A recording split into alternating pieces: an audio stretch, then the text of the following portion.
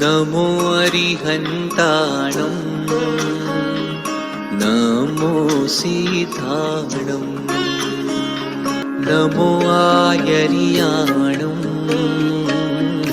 नमो वच्छायाणं नमो लोये सव्वसाहुणं नमो लोये सव्वसाहुणं एषु पञ्च नमोक्कारो एषु पञ्च नमोक्कारो सर्वपापप्रणाशनो सर्वपापप्रणाशनो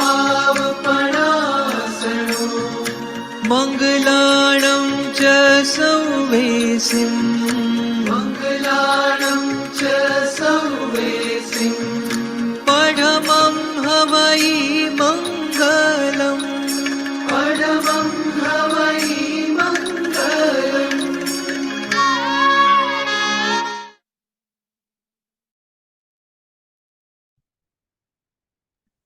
Thank you, Sandeep. Jai Jinendra to everybody. A very warm welcome to everybody who's joined here. Just अगर आप में से like सिर्फ एक छोटी सी बात अपफ्रंट कहना चाहती हूँ कि ये भले ही अप्लाइड जैनिज्म का सेशन है, पर इसमें हम लोग जो टॉपिक्स डिस्कस करते हैं वो सभी लोगों के लिए है। It's not specifically related to Jainism. तो हम सिर्फ बिगनिंग में एक नवकार मंत्र हमारा बोलते हैं, बट अदर देन दैट हम जो भी डिस्कस करते हैं it is more based on sustainability है या फिर ह्यूमैनिटी है। तो इन्हीं टॉपिक्स पे हम ज्यादा पे टच करते हैं। मैं सिर्फ वो क्लैरिफाई कर रही हूँ क्योंकि मुझे दिख रहा है कि यहाँ पे थोड़े एडिशनल लोग भी थोड़े और लोग भी जुड़े हुए हैं, तो जस्ट उसके लिए। So once again very warm welcome. और आप लोगों ने आज सुबह इस सेशन के लिए टाइम निकाला, उसके लिए बहुत बहुत धन्यवाद। आज का सेशन एक क्विक इंट्रोडक्शन के लिए, sorry, first of all Bipin sir, I can see you there, so if you want to kick off and do the initiation and then I can take over. You are on mute sir. Sir, you're on mute. Okay. नहीं, nothing to add. आज 24 लोग अभी तक जुड़े हैं। I am sure के और ज्यादा लोग जुड़ेंगे। मुझे यही कहना है कि ये जो लोग जुड़े हैं वो हमारे मैसेंजर बन जाए, हमारे एम्बेसडर बन जाए, तो ये बात काफी लोगों तक हम पहुंचा सकते हैं। तो I need support of all the people who have joined here for this wonderful series which we are doing, and as Dimple was rightly mentioning, ये शब्द जैनिज्म है लेकिन इसमें जैनिज्म नहीं है। It is absolutely for everyone who may be believing in any other religion. Dimple, please go ahead. Yeah, thank you so much sir. So जैसे कि sir ने कहा, ये हमारी ये कोशिश है कि हम जो भी यहाँ सुनते हैं समझते हैं, हम और चारों दिशा में इसको लेकर जाए, हमारे फ्रेंड्स रिलेटिव्स को भी इसके प्रोज एंड कॉन्स के और बेनिफिट्स के बारे में समझाए। बट उसके लिए हाँ, हमें ठीक से समझना बहुत जरूरी है और हमें इम्प्लीमेंट टू सम एक्सटेंट करना भी जरूरी है। आज का टॉपिक है गोइंग डेयरी फ्री। और ये क्यों है, इज दिस ओनली के और इसमें बहुत सारे एंगल्स आते हैं जो आज हमारी स्पीकर है जो कोमल जी है वो हमें बहुत अच्छे से एक्सप्लेन करने वाली है। पर गोइंग डेयरी फ्री में एक तो सबसे पहले अपने खुद के हेल्थ के लिए बहुत इम्पोर्टेंट है। सो वाइल भी हम लोग पहले से ये समझते और सोचते आए कि मिल्क बहुत इम्पोर्टेंट है अपने लिए, अपने बॉडी के लिए, पर ये एक बहुत बड़ा मिथ है। Actually humans are not suppose to be consuming any other milk. हम लोग अपने माँ के दूध के अलावा और कोई दूध हमको लेना नहीं चाहिए। हमारा बॉडीज उस तरह से वायर्ड है, राइट, हमारे बॉडीज उस तरह से बने हुए हैं। सो सबसे पहले कोमल जी हमको वो एक्सप्लेन करने वाली है कि क्यों दूध हमारे लिए सही नहीं है। और एक मिथ है कि उससे B12, D3 ये सब की कमी हो जाएगी अगर हम दूध नहीं लेंगे। हम वेजिटेरियन है, उसके ऊपर हम दूध भी छोड़ देंगे तो और भी हमें तकलीफें होंगी। तो ये सब भी बहुत गलत सोचे हैं जो काफी जो डेयरी इंडस्ट्री ने ये सब बना के रखी है, क्योंकि उनका डेयरी इंडस्ट्री हमेशा ही चलती रहे। सो एक तो वो पॉइंट है फ्रॉम आवर ओन पर्सपेक्टिव, अपने लिए हेल्थ पर्सपेक्टिव के लिए क्यों इम्पोर्टेंट है दूध छोड़ देना। दूसरी बात है एनवायरमेंट पर्सपेक्टिव के लिए कितनी कितनी एनिमल फार्मिंग इंडस्ट्री इतना बड़ा कंट्रीब्यूटर है कि अगर सिर्फ एनिमल फार्मिंग इंडस्ट्री बंद हो जाए तो almost 30 to 40% emissions, carbon emissions बंद हो जाएंगे, right? So animal farming industry ही इतनी खतरनाक है। तो और हमें लगता है कि हम वेजिटेरियंस है, शायद most of us I am assuming would be vegetarian, so हमें लगता है कि हम वेजिटेरियंस है, पर हम फिर भी इनडायरेक्टली एनिमल फार्मिंग और एनिमल इंडस्ट्री में कैसे कंट्रीब्यूट कर रहे हैं, राइट? सो दूध दिखता सफेद है पर वो असल में क्या सफेद है या फिर वो लाल ही है, right? So that is the second topic that Komalji is going to touch upon.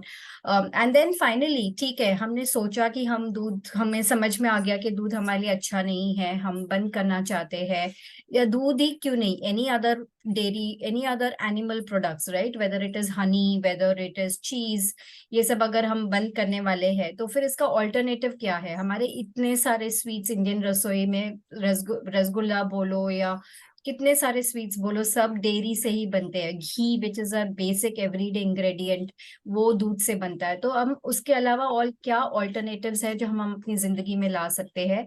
So these are some of the topics that Komal ji is going to touch upon. I don't want to take too much of her time because it's a very interesting topic. With this, let me ask Sangeeta ji to introduce Komal ji, and then we can go on with the session. Thank you. Thank you, Dimple. जय Jinendra everyone, और आप सभी का applied Jainism के monthly session में स्वागत है. Komal ji, thank you for being our speaker again. जैसा कि आप में से कुछ लोग, शायद यदि सभी नहीं तो कुछ लोग जानते होंगे, कोमल जी हमारे लास्ट सेशन के स्पीकर रहे, और उन्होंने बहुत ही इंटरेस्टिंग और इंसाइटफुल सेशन दिया था, how do we get savvy with millets.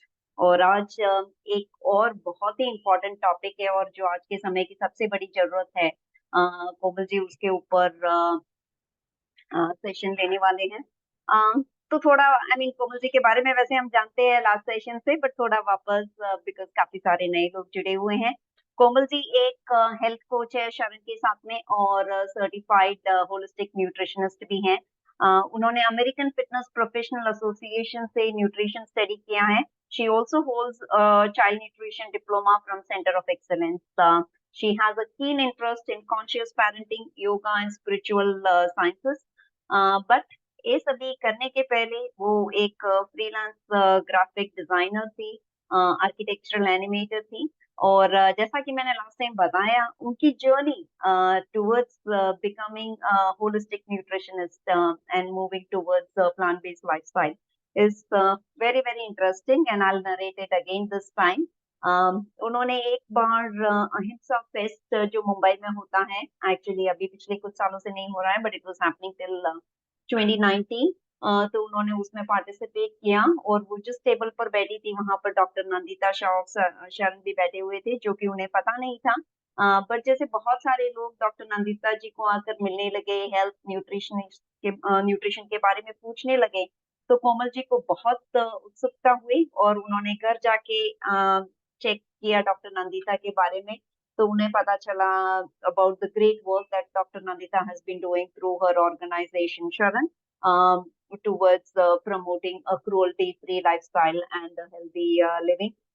She couldn't sleep that entire night with that guilt of what is it that she had done all through the life, in terms of unconsciously harming the animal being. Well, being a Jain, she has been a vegetarian all throughout, but एक guilt उनको इतना चाह गया कि अगली ही सुबह से उन्होंने डिसाइड किया कि वो प्लांट बेस्ड लाइफस्टाइल जिएगी. So that's a great achievement. हम में से काफी सारे लोग बहुत सारी चीजें पढ़ते हैं, सुनते हैं, बट डिसीजन लेना और डिसीजन लेके फॉलो करना बहुत ही मुश्किल काम है. So Komal ji, hats off to you. We are thoroughly inspired by this. So now she enjoys cooking plant-based food. She enjoys talking about it, sharing her recipes. She is with Sharan. She conducts these kind of programs. Her programs on, like the 6 weeks to health gain and weight loss, or get millet savvy and cancer well-being, are conducted regularly through Sharan. So, I mean, besides today's session, there's a lot of things that Komalji is doing, and I'm sure Komalji and her team would share the details about those sessions. So, if like Komalji, if we can get inspired through just one lecture, fantastic, and if we can take it forward. But if we want more, there's lots that's available through Sharon, and her team will share the details during the session. So with this, without taking much time, over to you, Komalji. Keenly looking forward to hear you. And thank you everyone for joining us and encouraging us to do these sessions on a regular basis. Thank you so much, Sangeeta ji, and thank you, Dimple, for talking about the session. Jai Jinendra, everyone. जैसे संगीता जी ने कहा कि मैंने one night में change तो कर लिया, पर उसके बाद क्या खाना है, सुबह उठ के क्या खाना है, I was use to 1 glass of Horlicks, तो उसकी जगह पे मैं क्या पीऊँ, बिल्कुल पता नहीं था मुझे। और दिन में कितनी बार घी जाता है पेट में, कितनी बार दही जाता है, छाछ, तो क्या उसके बदली में खाना है, ऑल्टरनेटिव क्या खाना है, वो बिल्कुल पता नहीं था। तो ग्रेजुअली शरण वेबसाइट पे जो रेसिपीज है वो देखी, शरण क्लासेस अटेंड किए और मैंने सीखा। सो जब हमें ऑल्टरनेटिव्स पता होंगे तब हम चेंज हो पाएंगे।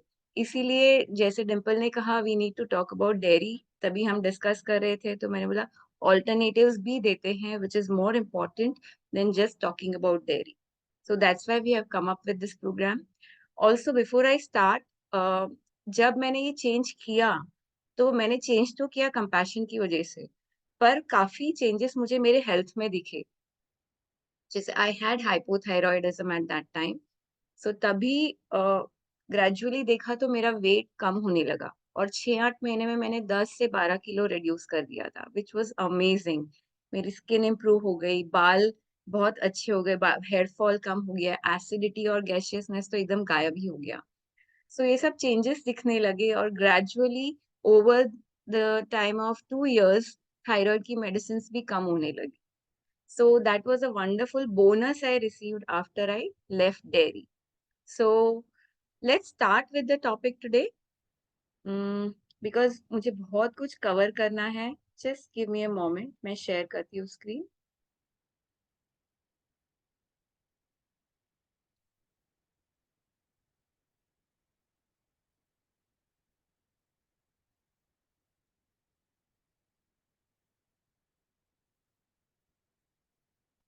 Is it visible? Yes, yeah.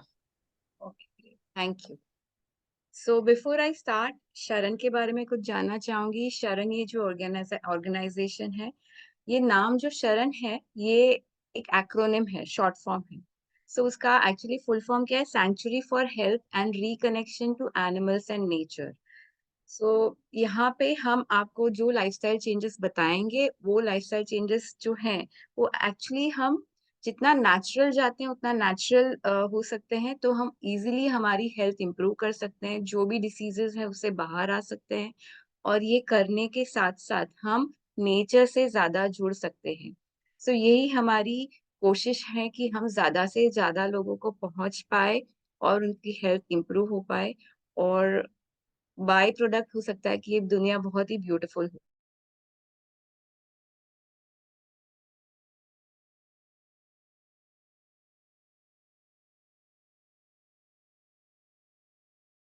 तो भी वो कर रही हैं, हजारों लोगों को उन्होंने डायबिटीज से मुक्ति दिलाई है और बहुत सारी अदर दूसरी बीमारियों से भी मुक्त किया है, just by changing the food habits. और कुछ भी नहीं, बिल्कुल भी नहीं. फिर डॉक्टर खुद बोलते हैं कि अभी आपकी हेल्थ अच्छी है, आप दवाइयां कम कर दीजिए. सो इसमें एक बहुत आगे बढ़ते हैं. आज का जो टॉपिक है,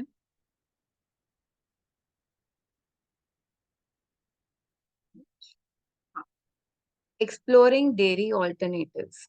सो जब हम डेयरी ऑल्टरनेटिव्स के बारे में बात करेंगे, उसके पहले ये तो जानना चाहिए कि ये डेयरी क्यों नहीं लेना चाहिए.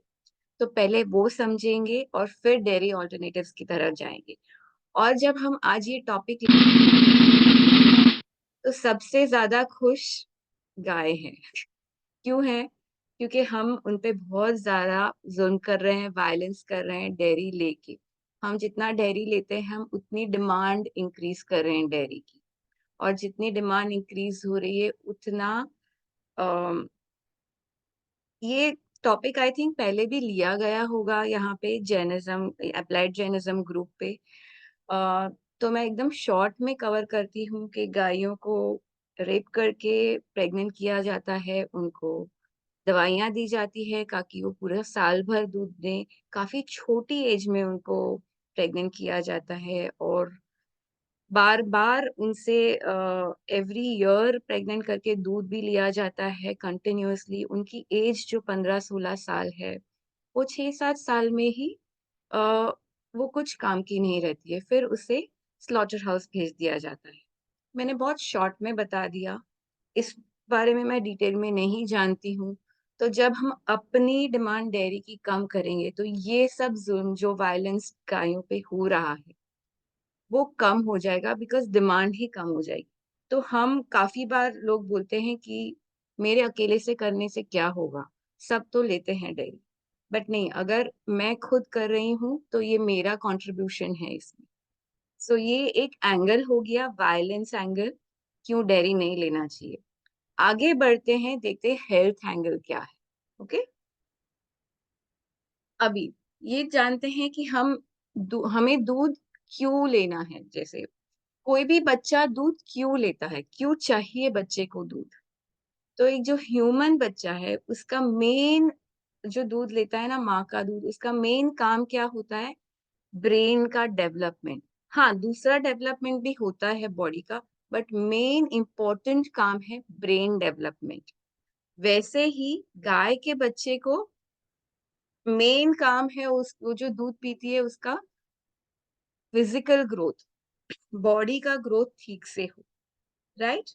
तो जब हम बड़े होके गाय का दूध ले लेते हैं, तो जो उसमें जो ग्रोथ हार्मोन्स आते हैं, जो बछड़े के लिए होता है, वो हमारे दूध में भी आते हैं। और जब बच्चा बॉर्न होता है, उसके 6 महीने के बाद बच्चा डबल हो जाता है साइज़ में, राइट? ह्यूमन बेबी सिर्फ 6 महीने में ही डबल हो जाता है, उसका ब्रेन साइज़ भी डबल हो जाता है। एंड तब तक बहुत ज़रूरी है माँ का दूध, राइट? और बछड़ा कितने टाइम में डबल द साइज़ हो जाता है, किसी को मालूम है? चैट बॉक्स में डाल सकते हैं आप। Any answers? नो? ओके। बछड़ा सिर्फ 45 डेज़ में डबल हो जाता है, double the size. So just imagine कि इसमें कितना ग्रोथ हार्मोन है नेचुरली।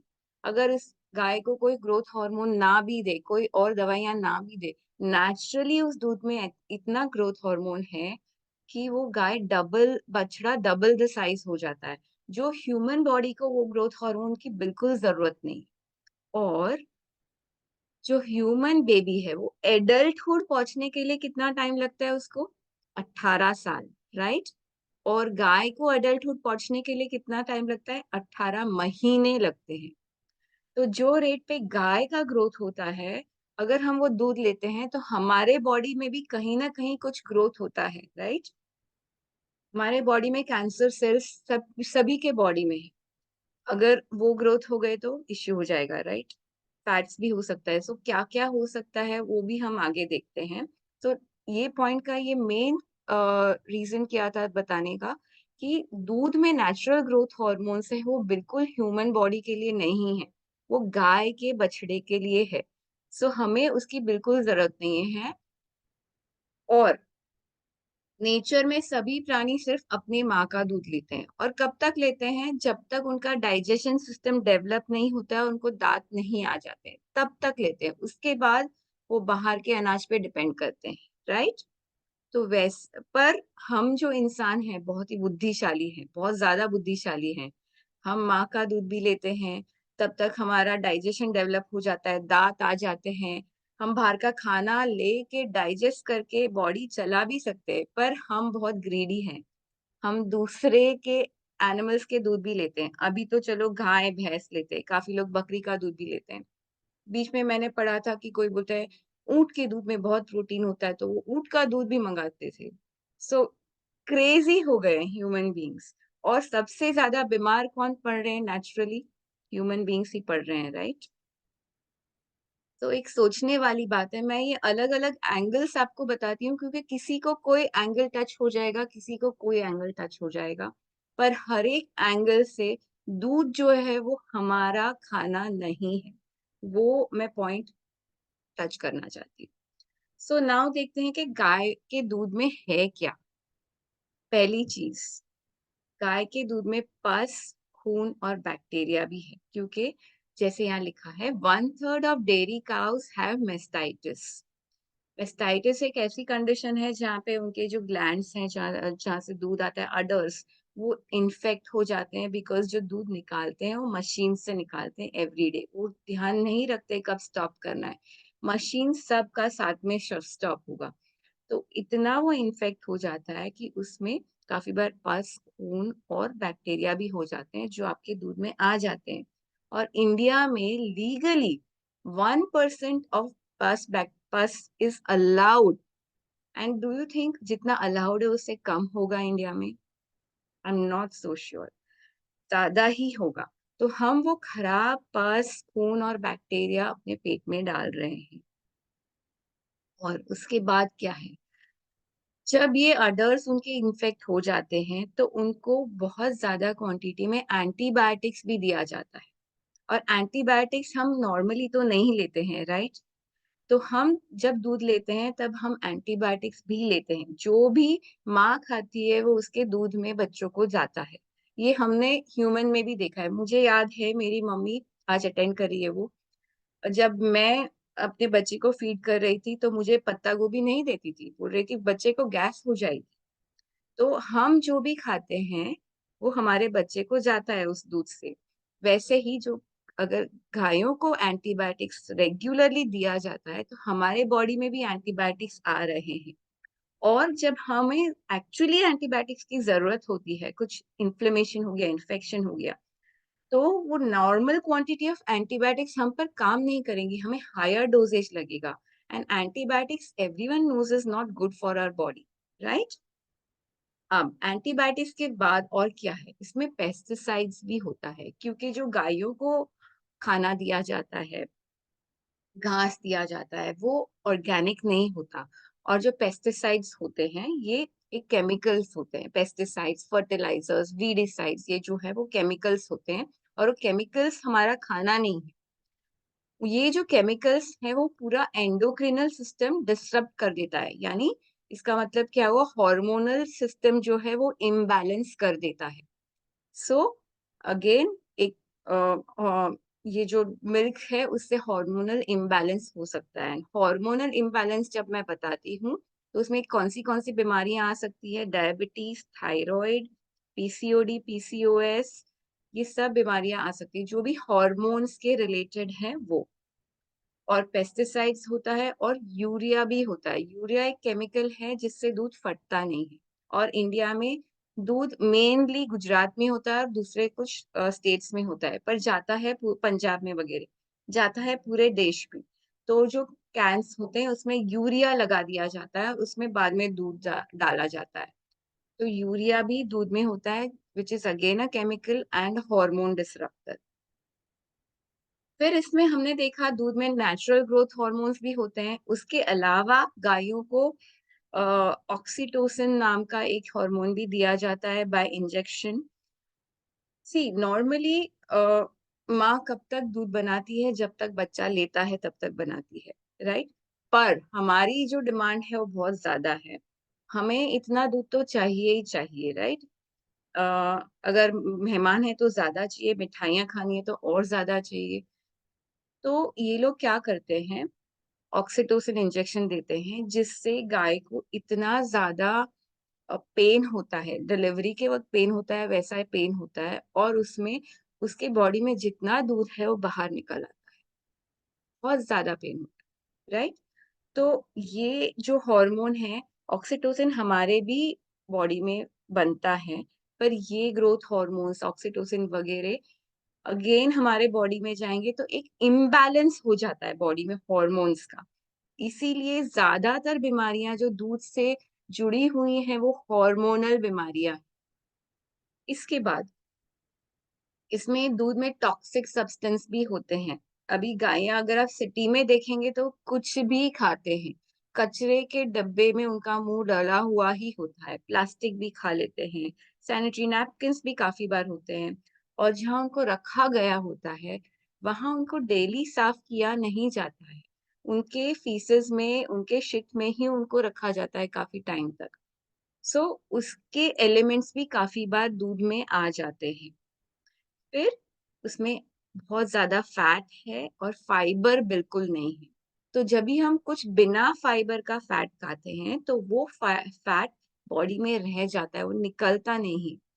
मैं तो बोलती हूँ फाइबर सबसे बड़ा न्यूट्रिशन है जो हमारे बॉडी में जाना चाहिए कोई भी फैट के साथ। पर कोई भी एनिमल फूड्स है उसमें जीरो फाइबर है और फैट कंटेंट बहुत ज्यादा है। जब फैट कंटेंट ज्यादा होता है तो there is a chance of added heart issues हो सकता है। Diabetes also is because of fats to a great extent, क्योंकि जो फैट्स है वो सेल्स पे जमा हो जाते हैं और सेल्स फिर इंसुलिन रेजिस्टेंट हो जाते हैं इसके लिए। उसके बाद इसमें कोलेस्ट्रॉल भी है। कोलेस्ट्रॉल हर मैमल बनाता है, राइट? तो हमारा बॉडी भी कोलेस्ट्रॉल बनाता है जितना हमें जरूरत है, वैसे ही गाय का बॉडी भी कोलेस्ट्रॉल बनाता है जितना उसे जरूरत है, उसके बछड़े को जरूरत है। तो हम जब दूध लेते हैं हम एडेड कोलेस्ट्रॉल डालते हैं हमारे बॉडी में, और हमें एडेड कोलेस्ट्रॉल की बिल्कुल भी जरूरत नहीं है। एंड इसीलिए बीपी इश्यूज भी हो सकते हैं और हार्ट इश्यूज भी हो सकते हैं। फिर इसमें प्रोटीन ज्यादा है। तो प्रोटीन ज्यादा होता है तो क्या होता है?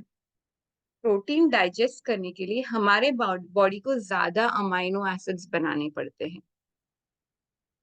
और ये जो अमाइनो एसिड्स हैं जो बनते हैं वो क्या करता है, जब वो बनते हैं तभी वो बोन्स में से कैल्शियम लीच कर लेते हैं। हम लोग नॉर्मली बोलते हैं ना दूध क्यों पीना चाहिए, कैल्शियम बढ़ेगा, but actually the truth is कि दूध से कैल्शियम कम होता है। दूध से कैल्शियम बढ़ता कभी नहीं है। एंड मेन प्रूफ क्या है इसका? जो भी देशों में ज्यादा दूध का यूजेज है उसी देशों में ज्यादा ओस्टियोपोरोसिस भी है। आप देखो तो हमारे ही देश में देखो तो ओस्टियोपोरोसिस के पेशेंट ज्यादातर गुजरात में है, right? So this is one of the main reasons again. And stress, stress भी हमें दूध से आता है। कैसे आता है? जब हम अपने बच्चों को फीड करते हैं तभी हमें क्या कहा जाता है? शांत रहो, बातें मत करो, फोन में मत देखो, भजन सुनो, स्तवन सुनो, राइट? और ये गायों को कैसे रखा जाता है? छोटी छोटी जगहों पे रखा जाता है, गंदी गंदी जगहों पे रखा जाता है। दूध उनको ऐसे मशीन से लिया जाता है। तो just imagine the amount of stress that these cows are going through. उनके छोटे छोटे बच्चे हैं उनसे दूर किया जाता है क्योंकि दूध ह्यूमन बींग्स को चाहिए, हमें चाहिए। तो जो स्ट्रेस वो जी रही हैं वो स्ट्रेस दूध में भी आता है और हमें भी आता है। ये सारी चीजें दूध में है। अभी आपने सोचा होगा कैल्शियम नहीं डाला है। हाँ, मैंने नहीं डाला है कैल्शियम क्योंकि कैल्शियम से हमें दूध नहीं मिलता है, सॉरी, दूध से हमें कैल्शियम नहीं मिलता है, इनफैक्ट कैल्शियम कम होता है। Cause milk doesn't equal healthy bones. अब आप देखते हैं कि हमें अगर कैल्शियम दूध से नहीं मिलेगा तो कहाँ से मिलेगा? तो लेट्स सी, मैं एक पॉइंटर लेती हूँ, मैं आपको दिखा सकती। जब हमारा ग्रोथ मैक्सिमम होता है हमारा ह्यूमन बॉडी का, जब हम छोटे होते हैं, फर्स्ट 6 मंथ्स में हम डबल द साइज हो जाते हैं, फिर बहुत ग्रेजुअल ग्रोथ होता है, तभी हमें जो कैल्शियम की जरूरत है वो हमें माँ के दूध से मिलता है, और तभी हमारा कैल्शियम रिक्वायरमेंट सिर्फ 33 mg होता है, राइट? उसके बाद ग्रोथ स्लो हो जाता है, तो आई एम श्योर इतना कैल्शियम नहीं लगता होगा। और दूध में कैल्शियम कितना है? 120 mg। पर फिर भी काफी लोग कैल्शियम डेफिशिएंट होंगे। मैं भी कैल्शियम डेफिशिएंट थी जब मैं इस लाइफस्टाइल से जुड़ी, and after 6 months my reports were much better. मैं उसके बाद कभी भी मैंने कैल्शियम सप्लीमेंट नहीं लिए हैं और मेरा कैल्शियम कम नहीं गया है। सो हम क्या कर सकते हैं, अगर आप कैल्शियम डेफिशिएंट हैं तो पहले दूध लेना बंद कीजिए।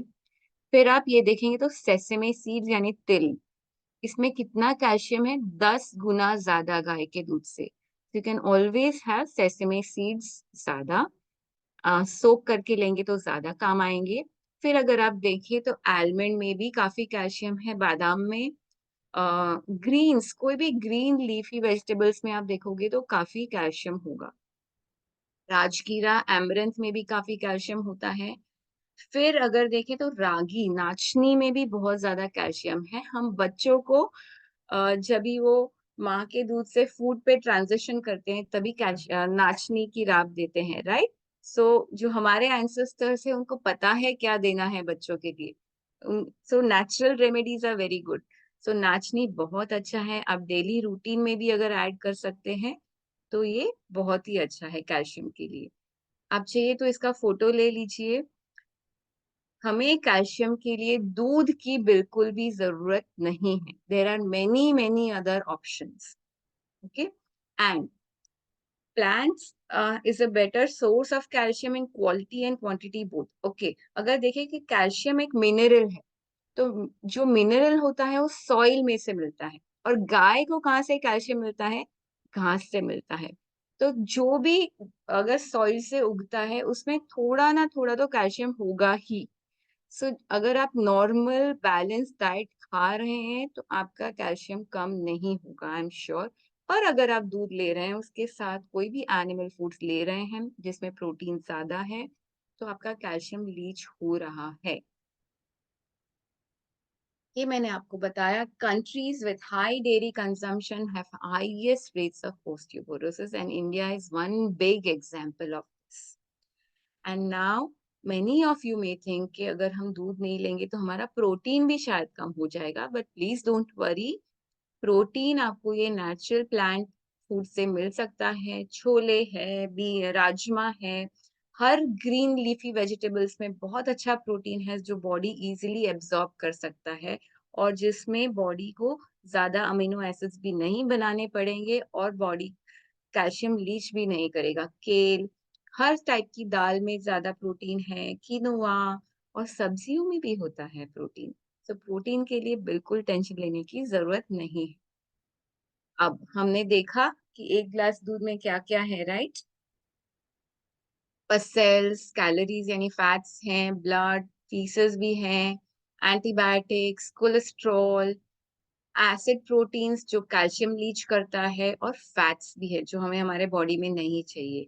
तो इससे काफी काफी डिसीजेस लिंक्ड है, diabetes, cholesterol, blood pressure, heart issues, hormonal disorders बहुत ज्यादा डेयरी से लिंक्ड है। ऑटो इम्यून कंडीशंस भी लिंक्ड है क्योंकि काफी इन्फ्लेमेशन होता है बॉडी में, और जितना ज्यादा इन्फ्लेमेशन होता है एक पॉइंट के बाद body gives up and it starts attacking its own body parts. So auto immune disorders भी ईज हो सकते हैं अगर आप डेयरी कम करें। ऑटिज्म और स्किज़ोफ्रेनिया में भी फर्क पड़ सकता है। और कैंसर अगर किसी को है कोई भी स्टेज पे, the first thing you should do is stop dairy completely in any form, okay। सो देखते हैं कि ऑल्सो जैसे डिम्पल जी ने बताया, B12, काफी लोगों का ये मानना है कि B12 कम हो जाएगा अगर वो दूध बंद कर देंगे। और पर मैं आपको ये बात बता दूं कि जो दूध लेते हैं उनको भी B12 डेफिशिएंसी है, जो नॉन वेज है उनको भी B12 डेफिशिएंसीज है, और जो वीगन है उनको भी B12 डेफिशिएंसी है। तो B12 डेफिशिएंसी सबको हो क्यों रही है? दूध पीने से वो कम नहीं हो जाएगी। B12 कहाँ से मिलता है हमें? बेसिकली बैक्टीरिया से मिलता है, गुड बैक्टीरिया से। और हम आजकल जिस दुनिया में जी रहे हैं ना, वो ज्यादातर सैनिटाइज दुनिया है। जो पानी पी रहे हैं वो भी केमिकली ट्रीटेड है, जो आसपास जो सफाइयां कर रहे हैं वो भी एकदम सैनिटाइज कर रहे हैं। आजकल तो हाथ भी सैनिटाइज कर रहे हैं, राइट। तो अच्छे वाले बैक्टीरिया जो है ना वो हमारे पेट में जा ही नहीं रहे। अगर आप पॉन्ड का पानी पी रहे हैं तो आपको B12 डेफिशिएंसी नहीं होगी। अगर आप मट्टी में खेल रहे हैं, कोई बच्चा मट्टी में खेल रहा है, तो उसको B12 डेफिशिएंसी नहीं होगी। मेरी मॉम कच्छ में रहती है, वो वाणी वाला पानी पीती है, एशेस वाला, उनको B12 डेफिशिएंसी कभी नहीं हुई है। राइट? सो B12 के लिए अगर आप डेफिशिएंट है, it is very important to get yourself supplemented, क्योंकि अगर ये कम है तो आप काफी डिसीजेस को इनविटेशन दे रहे हैं कि आप मेरे बॉडी में आ जाइए। सो इसीलिए जरूरी है कि आप हर 6 महीने पे अपना B12 चेक करिए और इवन विटामिन डी चेक करिए। ये दोनों जो विटामिन्स है ना, वो बहुत जरूरी है हमारे बॉडी के लिए। अगर कम हो गए ना तो हम बहुत सारे डिसीजेस को ऐसे बुला लेते हैं। तो हर 6 महीने ये चेक कीजिए, अगर कम है तो हमें सप्लीमेंट्स लेने जरूरी है। ओके, अब विटामिन डी के बारे में बात करते हैं। जैसे पिक्चर है, इसे हम सनशाइन विटामिन डी कहते हैं, हमें ये सन से मिलता है। पर अगर आप सिटी में रह रहे हैं तो इतना ज्यादा पोल्यूशन होता है कि अगर आप सन में रहेंगे ना तो भी वो हमें काम नहीं आएगा। So if you are travelling outside, make sure कि आप इनफ सन में टाइम स्पेंड करें और अपना विटामिन डी ले लें। और काफी बार इवन अगर हम ट्रैवल कर रहे हैं, सिटीज के बाहर हैं, धूप आ रही है तो गॉगल्स पहन लेते हैं, पूरा बॉडी ढक लेते हैं, तो हमें विटामिन डी नहीं मिलेगा। Remember, if you really want vitamin D naturally, go into some nature place. Don't wear your sunglasses or your specs, and wear some light color scanty clothes. कम कपड़े पहने और लाइट कलर पहने। Time मिला, अगर आप city के बाहर हैं, टेरेस पे जाइए, कम से कम कपड़े पहन के 1 घंटा रहिए धूप में, और उसके बाद 2 घंटे के लिए नहाना नहीं है। राइट? सो ऐसे आप विटामिन डी ले सकते हैं नेचुरली। अगर आपको कम है, नेचुरली आप ले नहीं सकते, तो प्लीज गेट योरसेल्फ सप्लीमेंटेड। और कैसे सप्लीमेंट करना है, अगर आपको जानना है तो हमारी वेबसाइट पे FAQ सेक्शन में ये भी लिखा हुआ है। आपके काउंट के हिसाब से आप कौन सी सप्लीमेंट्स कैसे ले सकते हैं, वो सब लिखा हुआ आप देख सकते हैं। After the session, I can send the link to Dimple and she'll put it up on the group. Okay. So this was about the health aspect of dairy, जिसमें मैंने कैल्शियम के बारे में बात की, प्रोटीन के बारे में बात की, बहुत सारी डिसीजेस के बारे में बात की, B12, विटामिन डी, और जो भी हमें नहीं चाहिए वो भी दूध के साथ आता है, राइट? उस सब के बारे में बात। वो एक एंगल हो गया दूध नहीं लेने के लिए। अब हम नेक्स्ट जाते हैं environmental angle. And I know आपका ग्रुप बहुत ही एंथुजियास्टिक है एनवायरमेंट के लिए। सो एनवायरमेंटल एंगल देखते हैं। Animal agriculture is a leading cause of global warming. अगर आप देखो ना तो ये सारी दुनिया में जो व्हीकल्स हैं, उससे जो कार्बन एमिशन होता है ना, दुनिया के सारे व्हीकल्स, प्लेन भी गिन लो चलो, तो वो जो कार्बन एमिशन वो सारा मिला लो ना, वो भी एनिमल एग्रीकल्चर का कारण से कम पड़ेगा। ये सबसे बड़ा कारण है फॉर ग्लोबल वार्मिंग। अगर हमें हमारे फ्यूचर जनरेशन को अच्छी दुनिया देनी है जीने के लिए, जहाँ वो सांस ले पाए, पानी अच्छा पी पाए, तो फर्स्ट थिंग हमें करना चाहिए वो एनिमल प्रोडक्ट्स कम करने चाहिए खाने के लिए। क्योंकि हमारे डिमांड की वजह से वो लोग एनिमल फार्मिंग कर रहे हैं। वो एनिमल्स को जैसे फैक्ट्री में प्रोडक्ट्स ग्रो करते हैं ना, वैसे एनिमल्स को ग्रो करते हैं। एंड इसमें डेयरी बहुत बड़ा पार्ट प्ले कर रहा है। सिर्फ मीट इंडस्ट्री नहीं है, डेयरी भी बहुत बहुत बड़ा पार्ट प्ले कर रहा है। और अगर वाटर देखिए, आई नो जैनिज्म में वाटर कम से कम यूज करने का बहुत बड़ा एस्पेक्ट है। अगर आप वाटर यूसेज देखें तो हमारे जो वेजिटेबल्स हैं, दाल है वगैरह, फ्रूट्स है, वो बहुत कम वाटर लेता है। जैसे आपने लेट्यूस, पोटेटोज नहीं, हम कच्चा केला देखेंगे यहाँ पे, ऑरेंजेस, एप्पल्स, इतना ज्यादा पानी नहीं लेते हैं ग्रो करने के लिए। व्हीट ब्रेड भी 154 गैलन्स ही लेता है। पर ये सब एनिमल प्रोडक्ट्स बहुत ज्यादा लेते हैं। ये जो व्हाइट वाला चीज है वो बटर के लिए है। सो कितना 800 and 800, 1600 and 400, 2000 gallons of water for butter. How much butter? ना बटर है? Okay, that I really don't know. But अगर हम comparison देखें तो बहुत ज्यादा है, right? So now जो एग्रीकल्चर है, primarily meat and dairy accounts for 70% of fresh water consumption. जो एक्चुअली फ्रेश वाटर अवेलेबल है ना, वो बहुत ही कम है, उसमें से 70% तो इनके लिए चला जाता है और बाकी सिर्फ 30% ही ह्यूमंस के लिए रहता है। तो ये सब अगर कम कर दी तो ह्यूमंस भी बहुत अच्छी तरह से एबंडेंसली जी सकते हैं। अब एक छोटा सा एग्जाम्पल जो गुजरात का है वो मैं बताती हूँ। मैंने ये पढ़ा था एक आर्टिकल में कि गुजरात में 1 लीटर गाय का दूध बनाने के लिए जो टोटल वाटर लगता है, जो गाय को अनाज जाता है उस अनाज के लिए पानी लगता है, वो बहुत, गाय को देखभाल करने के लिए टोटल पानी 2941 लीटर्स लगता है 1 लीटर गाय के दूध के लिए। और भैंस के दूध के लिए 4546 लीटर्स लगता है 1 लीटर के लिए। तो वो हम कम कर सकते हैं, राइट? कितना सारा पानी बच जाएगा। सो एक दिन के लिए अगर हम डेयरी छोड़ते हैं just for 1 day, I am assuming कि आप सब वेजिटेरियन हैं, ओके, लेट मी से एक दिन अगर आप प्लांट बेस्ड फूड खाते हैं, एनिमल फूड्स नहीं खाते हैं, तो आप 1100 गैलन्स यानी 4164 लीटर्स बचाते हैं। यूज नहीं होता है उतना, विच इज अ बिग डील। आप 20.5 kg ग्रेन्स भी बचाते हैं, फॉरेस्ट लैंड भी बचाते हैं। फॉरेस्ट लैंड गायों का, भैंसों का अनाज ग्रो करने के लिए कट होता है फॉरेस्ट, और फिर वहां पे उनका अनाज ग्रो होता है। हर 1 मिनट पे कट हो रहे हैं फॉरेस्ट, तो ये बच सकता है। कार्बन एमिशन जो 9 kg का बच सकता है। और अगर गायों की क्वांटिटी बढ़ रही है तो मीथेन एमिशंस भी बहुत बढ़ रहे हैं, और मीथेन एमिशन बहुत ज्यादा डेंजरस है कार्बन एमिशन से भी। और सबसे बड़ी बात, एक दिन वीगन होने से, एक दिन प्लांट बेस्ड होने से आप एक एनिमल की जान बचा रहे हैं, एक पंचेंद्रिय जीव की जान बचा रहे हैं।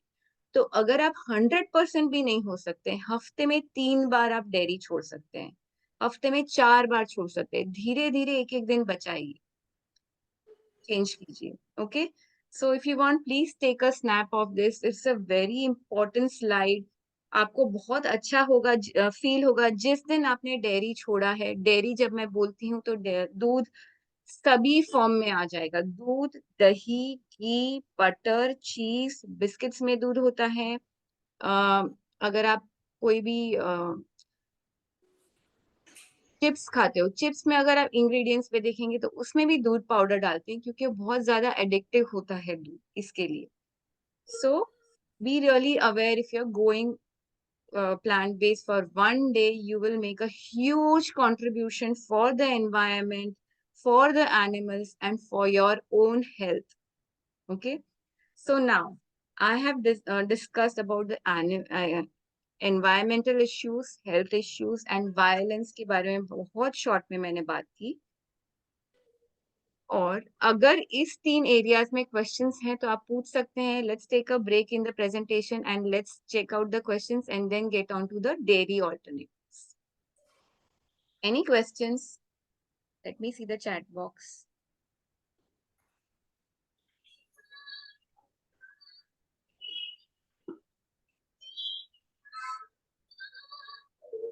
मटके का पानी is also good for B12. Puneet ji is asking, मटके का पानी में भी अगर water is coming from the government तो वो केमिकली ट्रीटेड है, तो उसमें आपको B12 नहीं मिल सकता है। आपको B12 अगर नेचुरल सोर्स से लेना है तो फर्मेंटेड फूड्स ले सकते हैं,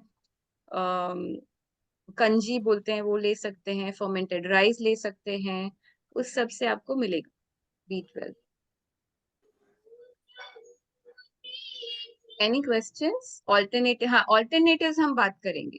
अभी जो हमने डिस्कस किया हेल्थ रिलेटेड, एनवायरमेंट रिलेटेड, उसमें अगर आपको कुछ नहीं समझा तो आप मुझे पूछिए। ऑल्टरनेटिव्स अब भी हम डिस्कस करेंगे और बी ऑल्टरनेटिव भी मैं आपको बताऊंगी। So, Komalji, I wanted to ask you regarding this calcium point that you made कि दूध से कैल्शियम मिलता नहीं है, इनफैक्ट कैल्शियम लीच होता है अपनी बॉडी से, तो वो क्यों? I mean, how does that happen? See, when there is higher amount of protein in milk, and this protein is not is what it's whey protein and casein also. Casein is both these are not good for human body, and to digest this protein, our body needs to make a lot of amino acids. और जो amino acids बनता है वो कैसे बनता है, इतना ज्यादा क्वांटिटी में लगता है कि वो कैल्शियम लीच करता है, तभी इतना अमाइनो एसिड्स बन सकता है बॉडी में. So that is the whole process. Okay, understood. Thank you. And अगर आपको कैल्शियम का टेंशन है, so 1 teaspoon of sesame seeds, तिल लेना, 3-4 बादाम लेना, भिगो देना और सुबह उसको ब्लेंड कर देना 2-3 खजूर के साथ, तो ये आपका कैल्शियम शॉर्ट हो जाएगा. आप ये हफ्ते में 1-2 बार ले सकते हैं. Okay, fantastic. Can you repeat that, Komalji? Sorry, missed Yes. it. 1 teaspoon of sesame seeds and 2 to 3 almonds soaked. This will be for 1 cup. Okay. Soaked for at least 4 to 5 hours. And उसको 2-3 खजूर के साथ blend कर दीजिए पानी के साथ. तो ये आपका आलमंड और तिल का दूध हो जाएगा, जिसमें बहुत ज्यादा कैल्शियम है. और जो भी प्लांट बेस्ड कैल्शियम है ना, वो बहुत ज्यादा जल्दी एब्जॉर्ब भी हो जाता है. और हम सोक कर रहे हैं, जब हम सोक करते हैं कोई भी चीज को, तो वो इजीली अवेलेबल हो जाता है बॉडी के लिए एब्जॉर्ब करने के लिए वो nutrition. Alternatives for mother's milk. Okay, mother's milk is mother's milk. There's no alternative. If at all the mother is not able to give that milk to the child, then we can go for maybe coconut milk या ऐसे कुछ. Alternatives will come. Does boiling milk? Does boiling milk not have any effect? नहीं, boiling milk से ना आपके milk में जो शायद अगर पास बैक्टीरिया है वो कम हो जाएंगे, जो टॉक्सिन्स है वो शायद बैठ जाएंगे, but the hormones will not be removed from there. The hormones that we don't want, the cholesterol that we are getting from there will not be removed. And Nehalji, I mean, again, that is also the reason why kids today get very early puberty and all. So what I've read is a big part is because of the milk consumption. True, very true. Thank you, Dimple. No, you will to say that boiling will keep the bacteria, antibiotics, pesticides, urea, growth hormone, what you have listed in your presentation will remain as it is. Yes, it will remain as it is.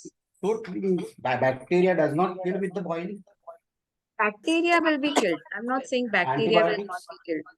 Antibiotics नहीं निकलेंगे, chemicals नहीं निकलेंगे. These things will not be removed.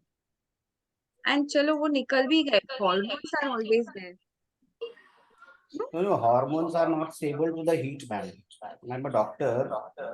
I'm a veterinary doctor, and hormone does not. They are not heat labile. They are very sustainable. They are very much fragile for the heat. Which hormone tolerates such a boiling temperature of 100 degrees centigrade? Okay. Growth hormone does not remain only. Okay. And which toxic substance you are enlisting in the milk?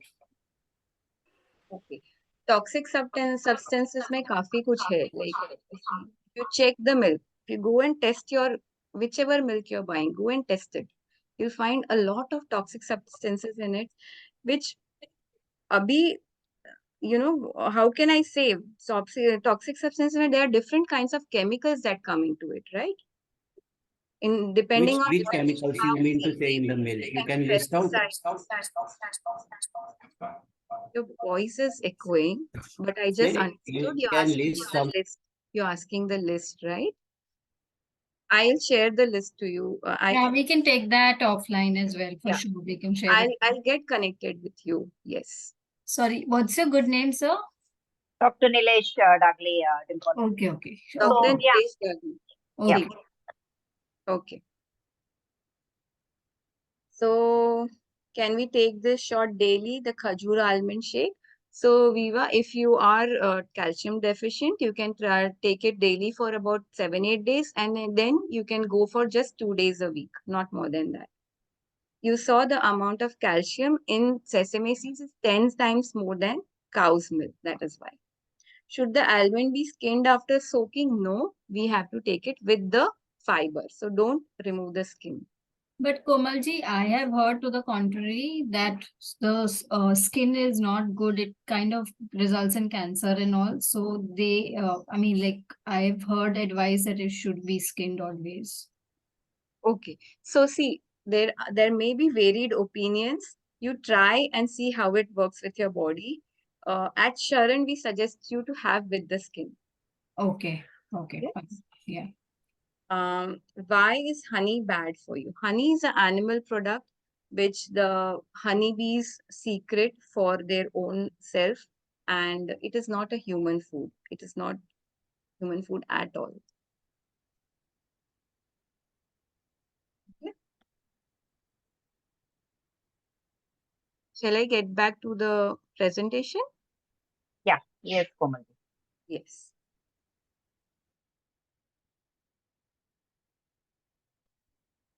Okay, let's get on to the alternatives now. Yes. So the dairy alternatives, first thing is milk.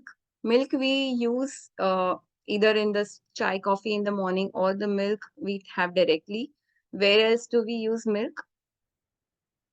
Now let's keep it a little interactive because I will need some feedback for you to understand what you want more from me. Where else do we use the milk? I mean, in all sweets, I mean, that's the basic thing, right? All gajar ka halwa, rasgulla, Sweets, thing. tea, curd, right? Curd, yeah. So according to image, if you can see, there's peanut milk, oat milk, coconut milk, almond milk, right? But you can make a lot of other milks also. Nut milk, seed milks, legume milks, cereal milks, and pseudo cereal milks also. So let's understand which are these. So nut-based milk is almond. Coconut is not a nut, but in this image it is put here. Almond, coconut, cashew, hazelnut, walnut, pistachio, pecans, macadamia. All the nuts, you can just soak it for about 4 to 5 hours and just blend it with water. All the nut milks need not be boiled for using. They can be just used as it is. Okay. And legume milks are soy milk, pea milk, cowpea milk, and lupin is not in India. I'm sure rahega to be. I don't know what it is. Peanut milk. So ye sab milk you need to boil it once before you're using, and soy milk is easily available outside, readily available. Peanut milk is also very easy to make. I'll explain you the peanut curd recipe also as we move ahead. Then seed-based milk. All the seeds, when you soak them for some time, you can blend with water and your milk is ready. Hemp seeds is very high in protein and is very good for health. Pumpkin seeds, flax seeds, sunflower seeds, sesame seeds. So now seed milk need not be boiled. You can just use them directly. Also remember that flaxseed milk or chia seed milk, if you're making, it may turn a little jellyish after you make it. Then cereal-based milk, oat milk is readily available nowadays very easily. Rice milk, barley milk, rye milk. Okay. And pseudo cereals is basically, last time we spoke about, they are similar to grains. So amaranth, rajgira, quinoa, buckwheat, all the millets milk you can make, corn milk, spelt milks, jowar, wheat. So all these milks you can make very easily possible. Just you need to soak them. And sometimes we forget to soak them every single day. So if you're making nut milks at my home, almond and cashew milk is very regularly made. So I just soak in a glass bottle almonds and cashews for the week and keep those 2 bottles in the fridge. So if at all I want to make a coffee or something, I'll just take 3 to 4 almonds, blend it with water. In the beginning, I'll blend with little water, so it becomes a paste. Once it has become a fine paste, then I add water and blend it. And if you're making it in small quantities, just remember that you add 1 or 2 dates while blending the almonds only, so that there's some volume in it. Okay, so dates is the sweetener for my milk, and that's how you can make any milk, as simple as that. It is easier than heating the milk that is available from outside, isn't it? And in the beginning, if you're not used to these plant-based milk, remember that you sieve it in the beginning, but as you get used to, just don't sieve it. You can use it with the fiber because fiber is a very important nutrition. But soy, you cannot use with the fiber. Coconut, you cannot use with the fiber. Okay. Others, I think all we can use with the fiber. And soy and coconut, whatever is remaining after sieving, I use it for the soups or for the kanji or anything. Or I put it in the atta for parathas. So nothing is getting wasted and you're getting all the nutritionals. So here there are 1 or 2 questions, I think. Alternatives advice should be available freely at reasonable price in purest form is the challenge. So SB, yes, you're very correct. So I just gave you very simple to make this milks at home, right? You just need to soak it for a week, just pick up and blend. It's not a big deal. If at all you feel you want ready-made, then oat milk, pea milk, soy milk is readily available. They do have some preservatives because they need to put it for it to last for longer on the shelf, right? Anything from outside will have preservatives in it. If you're making at home, make it fast, easier. It is quite easy. I think there are some lines put up on the screen. If you can please remove it, whoever has done it, please remove it. The next is when while making the milk, what can be done of the fiber or powder that we filter? Any suggestions to reduce? Yeah, I just talked about it. If you cannot at all use it, you can always put it in the pot of a plant, right? You can put it in the soil. So any questions about milk? Shall I move ahead? Is it easy to make the milk? Give me a why if you feel. Can these be made and stored, or is it like daily consumption? So yes, all milks cannot be stored. Soy milk does last for a few 2-3 days. Other milks will not last, and that is why I said it's easier to just soak and keep and blend when required. Coconut see. milk won't last for more than 1.5 days. Almond milk also 1.5 days. Cashew milk can last for 2 days plus. But again, keep it in the fridge covered nicely. Yeah.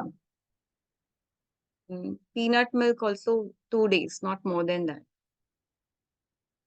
Oat milk becomes slimy if we keep it for a longer period of time.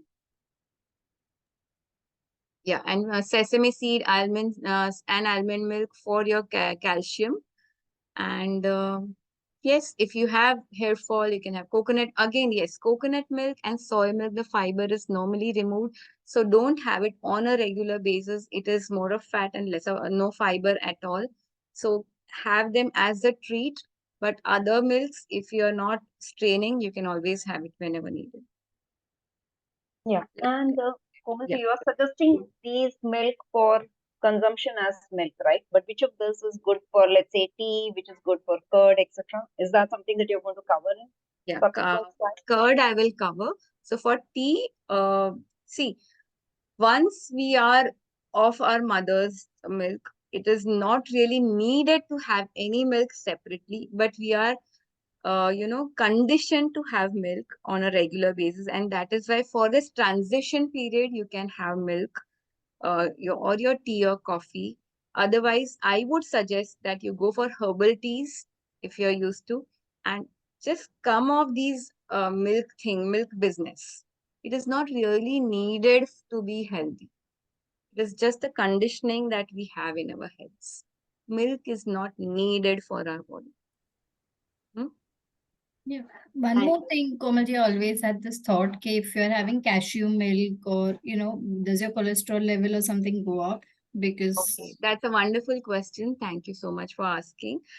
I said cholesterol is there in all mammals. Every mammal makes cholesterol. So any plant cannot make cholesterol. It does have fat. I agree.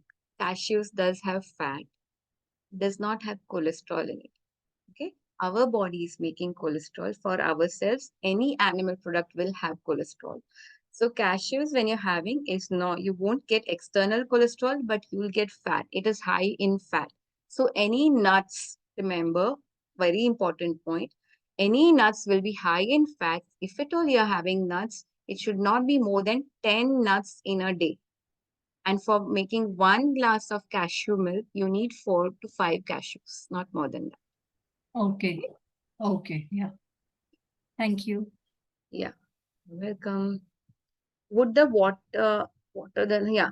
Well, thank you, Sonia, for asking this. Whenever you're soaking the nuts, don't use that water in which it is soaked, because there's a lot of chemical reaction happening, and we don't need those unwanted chemicals into our body. So don't use that water. Even this is uh, for even seeds and even cereals, I would say. Don't use that water. Okay. Can I move ahead? Because there's a very important slide. I want more questions if you have. The more questions come, the more there's a chance that your questions are answered and you will transition for your good health. Okay, let's move ahead. Curd. So curd, shall I stop screen share and do it again, because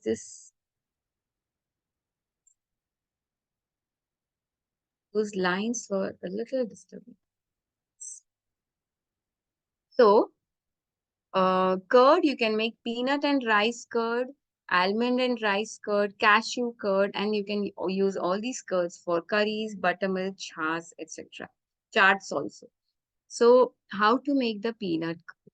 Peanut curd recipe we'll be sharing with you on the group after the class. It's there on our website, and in the same way you can make almond rice curd also. And why do we add rice to this? Because it gives a volume to it, right? So basically, I'll just explain you the procedure, how to make the curd, and then you can check the recipe for the proportions. You soak your peanuts overnight, and after in the morning, when it's soaked well, just take those peanuts, add some water as per the recipe, blend it very well. In the beginning, add little water so it is blended very smoothly and you don't need to sieve it then. So blend it very well. On this lifestyle, if you're on plant-based lifestyle, it's very important to have a high-speed blender, because we need blending for making milks, for making butters, for making cheeses, for everything. So any blender which is 900 watts plus works for you. So you make a paste of those peanuts, then add the water as per the recipe and give a boil to the water. Once you see there are bubbles coming up, on other side you must have taken some rice flour, red rice flour or brown rice flour mixed with some water. So once it is boiled, add that brown rice flour slurry into the milk and again mix it. In about 1 minute, just put off the flame and let that mixture cool down for some time. Okay, so this will be a little thicker mixture, and this, once it cools down, it is at room temperature, you can keep it for fermenting, just like you keep it for curd. So what is the starter that we'll be using for this? You can either use plant-based curd that you have earlier, or you can take some chili tops. So whole chilies, wash those whole chilies and then remove the tops. So inside that crown of the chili top, there is a bacteria which will set the curd. So you can keep around 12 to 15 chili tops and keep it aside for fermenting for about 7 to 8 hours, just like the normal dairy curd. So then your curd will be ready, and the quantity that we'll be giving you in the recipe will give you a 1 liter curd in 1 cup of peanuts, and it will last for 8 to 10 days in the fridge. In the beginning, it may not be a little sour, but in about 4-5 days, it will become slightly sour. And you can always save that part of curd for the next batch. And remember, when you're adding the made one, the starter, normally for dairy curd, we add a very little, but here we'll be adding 2 tablespoons of curd for setting the curd. Yeah. Any questions with this? I'll share the recipe video with you.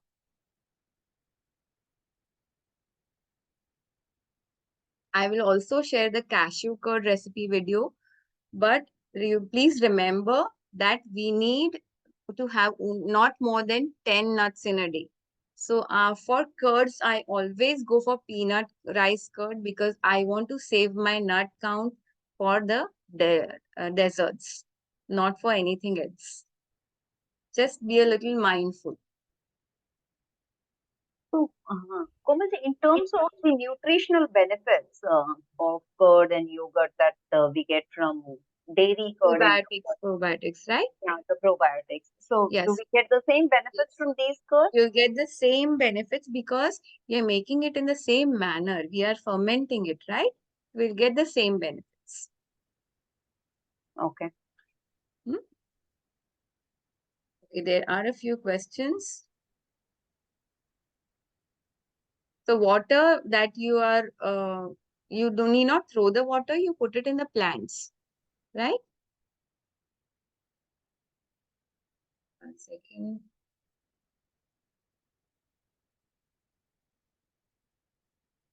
Please, could you share coconut curd recipe as it's a challenge to set that curd?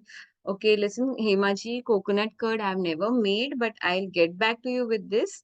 Just give me a reminder through the Dimple or someone, but I'll send you the recipe for sure. I have never made that. Is the taste and quality and nutritional value of such curd same as the curd from culture? Yes.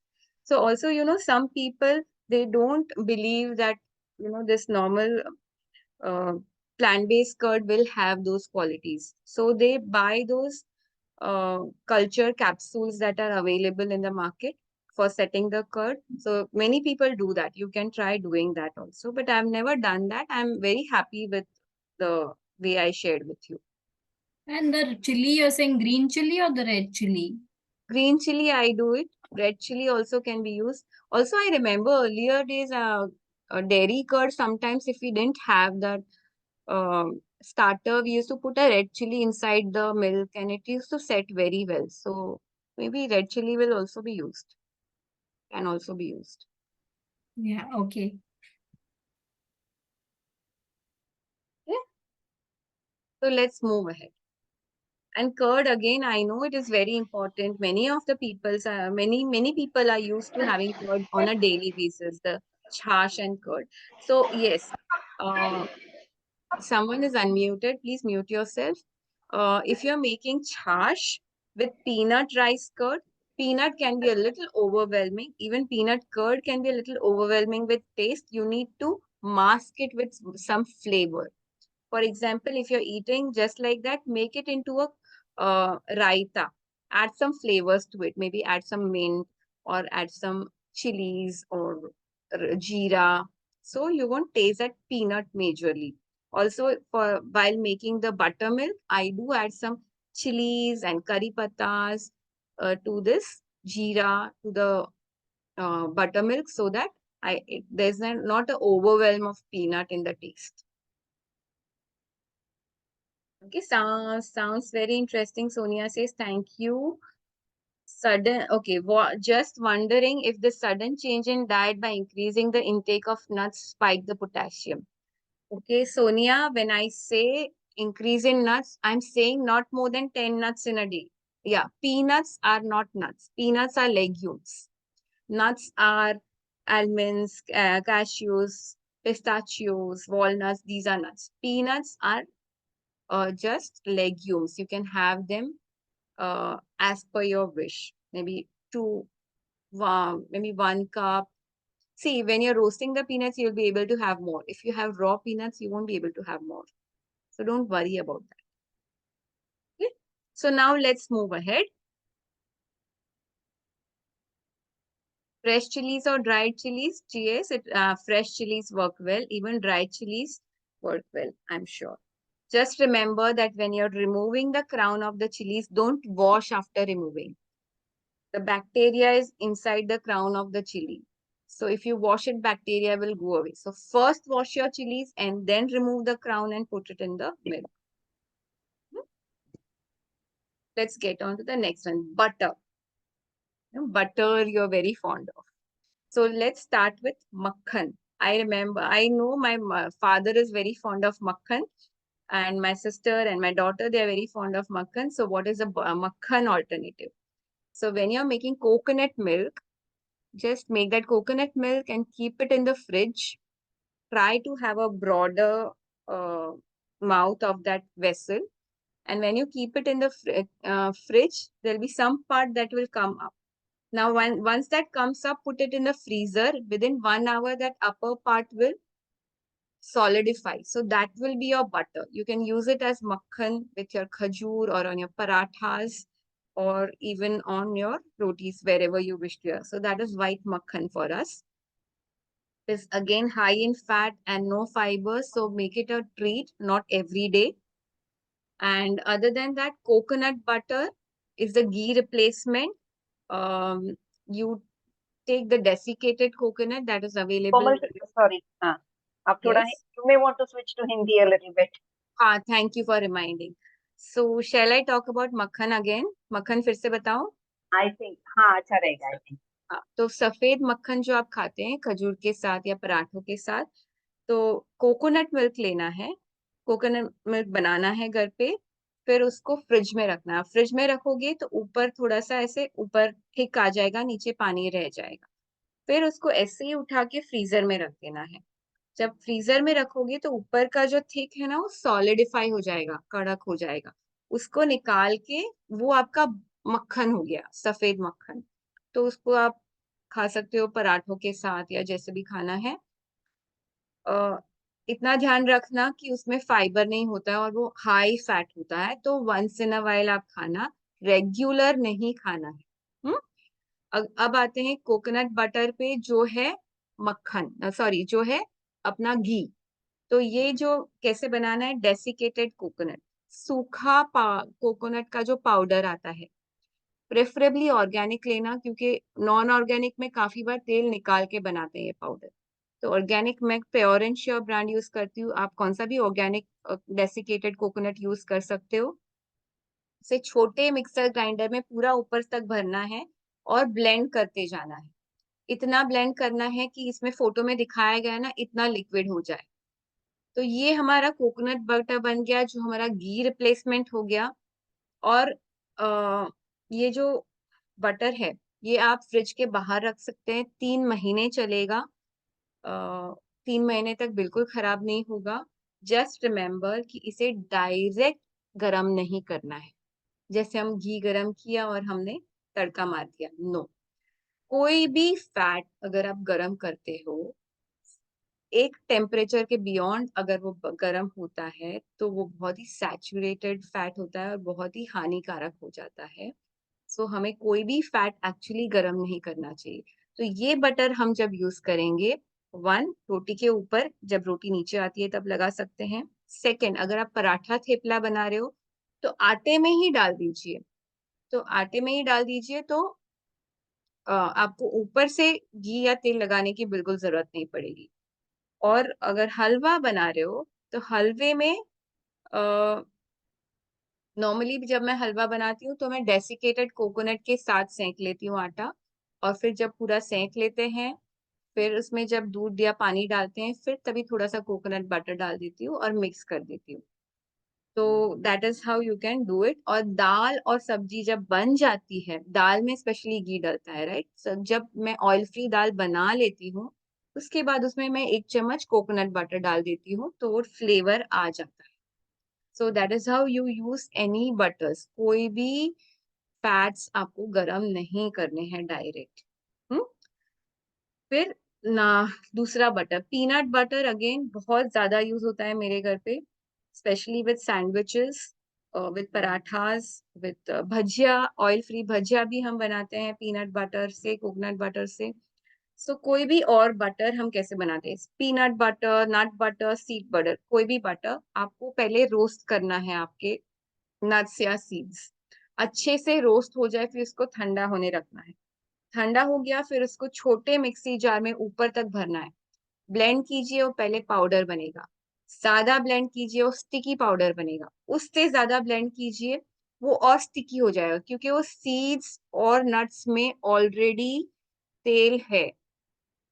Okay, तो और उसको blend करते जाना है और जैसे blend करते हैं तो हीट भी जनरेट होती है, तो वो अच्छे से जैसे फोटो में दिखाया गया है ऐसे बटर बनता है। और जस्ट रिमेम्बर आपका ब्लेंडर 900 वॉट से ज्यादा है तो इजीली बन जाएगा, आपको ब्रेक्स कम लेने पड़ेंगे। अदरवाइज आप बटर बना रहे हैं तो बीच में हर 2 मिनट पे आपके मिक्सर को ब्रेक दे दीजिए, अगर आपका मिक्सर इतना हाई स्पीड नहीं है तो। ठीक है।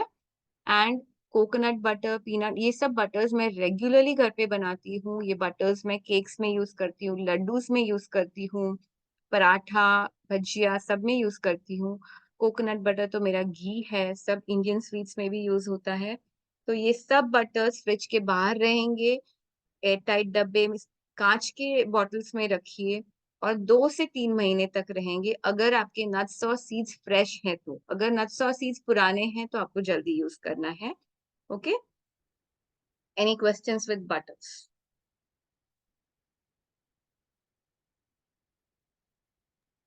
There is a question on walnuts, right? Walnuts are needed. Walnut needs to be soaked before consumption. So if you're making milk, yes, of course, it needs to be soaked. Any nuts, if they are soaked before consumption, they are easy to digest. Okay. But for butters, आपको soak नहीं करना है. Butters में हमें उसमें से oil निकालना है तो उसे roast होगा, soak नहीं होगा. Okay. Okay. Which of these butters has a close to neutral flavor? Neutral flavor as in, where do you want to use your butter, Sonia? Accordingly, I can tell you. Like cashew butter is a good replacement for khoya, mawa. So wherever you are using khoya or mawa, cashew butter can be used. Malai, mawa, jo bhi hai. For cakes, see cakes, I prefer coconut butter for cakes. It does not taste coconutty, believe me, but I prefer coconut butter or peanut butter. See, I want to be really aware of my nut count. मुझे मेरे body में issues नहीं चाहिए, fats नहीं बढ़ाना है, मुझे मेरी बॉडी में एसिडिटी नहीं बढ़ाना है, मुझे मेरी बॉडी में पोटेशियम भी नहीं चाहिए. So I make it a point that I don't use more nuts. Wherever possible, I'll use coconut and peanut butter. Only if I'm making some laddus or some halwa, then I'll use cashew butter. या फिर अगर मैं pistachio cake बना रही हूँ तो मैं पिस्ता का बटर यूज करूंगी. Okay. Can I make butter from sesame seeds? Yes, Vandana, you can make from sesame seeds. Very much possible. It comes out beautifully. एकदम तहीनी जैसे बनता है. और पीनट बटर मेरी डॉटर के लिए जब मैं बनाती हूँ तो पीनट बटर में थोड़े डेट्स और कोको पाउडर भी डाल देती हूँ, चॉकलेट पीनट बटर बन जाता है. हेजलनट बटर में भी आप ये कर सकते हो, डेट्स और ककाओ पाउडर डाल दो, आपका वो बन जाएगा चॉकलेट हेजलनट, क्या what do you call that, hazelnuts का जो आता है ना butter. Okay, I forgot the name, I am sorry, I will get back maybe if I remember. Kids are crazy about that. The chocolate spread. ठीक है. Okay, let's move ahead. Nutella. Thank you. Thank you, Sonia. So Nutella भी घर पे बना सकते हो. Roast your hazelnuts. I generally roast hazelnuts and cashews together very well. Either you can roast on a pan or you can roast in the oven. And फिर उसमें उसको blend करके उसका बटर बनाओ, उसमें dates डालो, उसमें cacao powder डालो, and your homemade Nutella is ready. Which, you know, my daughter is so happy with that Nutella. She says, you know, Mama, you never say no to this Nutella. And I love it. बाहर का Nutella, I tell her, please, it's not good for your health. I can't force her, but I tell her it's not good for health. But घर का Nutella, they can have as much as she wants. And she loves it the most because मैं उसको breakfast में भी वो Nutella देती हूँ घर का, which is very healthy. Paneer, I'll come to Muna. Just wait. Okay, let's move ahead. Paneer. Paneer का substitute is tofu. Soy milk का टोफू भी बनता है, which is readily available. Organic tofu is also available. We are lucky in India, we don't have GMO soy beans, right? So वो हमें मिल जाता है. चिक पीस का पनीर भी बन सकता है. You may find some recipes on your Google or YouTube. Just check it out. You can easily make some chickpea paneer also, yani chole ka paneer. So if you are not very fond of the taste of soya bean, I have one very nice way. So cut your tofu into pieces, boil some water and soak your tofu pieces in it for around 3 to 5 minutes. All that extra strong flavor will go away. And then when you use it, it will be really delicious and tasty. Also, again, tofu is something where fiber is removed. So just remember that you don't have it every day. Roz nahi khana hai. Once in a while, it's perfectly okay. Once or twice in a week is perfectly okay. So this is tofu palak that one of our friends made at Sharan, and it is delicious, believe me. Okay, let's move ahead. Cheese. चीज का substitute क्या है? Cashew चीज. चीज जो बाहर से आता है, my mother-in-law also does not eat cheese from outside, though she is having milk. She is not yet turned vegan, but cheese she will not have from outside. She's like, I don't know ये कैसे बनाया है, कैसे smell आ रही है. But when I make cashew cheese, she loves it. How to make cashew cheese? Cashew cheese is a treat. It is a lot of cashews, so you won't have on daily basis. Once in a while is okay. Remember your nut count thing. You soak your cashews overnight or at least for 2 to 3 hours. Not more than that. More than that, not needed. 2 to 3 hours. Soak your cashews, remove that water. Blend your cashews to a very smooth paste with little water. And then remove that mixer in a glass bottle. If you have a cashew mix of about 1 cup, then take a bigger bottle. And then keep it half covered in one corner for 7 to 8 hours. Okay. And then you will see it ferments. It rises. It rises to the top of the bottle. And there's a faint sour smell and your cheese is ready. Nothing more than that. You keep that bottle in the fridge. It will last for 8 days. Whenever you need your cheese, scoop it out, add some salt, some seasoning, some bell peppers, and you can put it on your pizza. You can add some cheese to your pasta, and you're easy, good to go. So easy, and you know what is going into your cheese. So my mother-in-law, pizza, pasta, she'll eat plant-based only because she knows what is going into this cheese, right? Now let's move ahead. Mama, can you repeat that in Hindi? Sorry.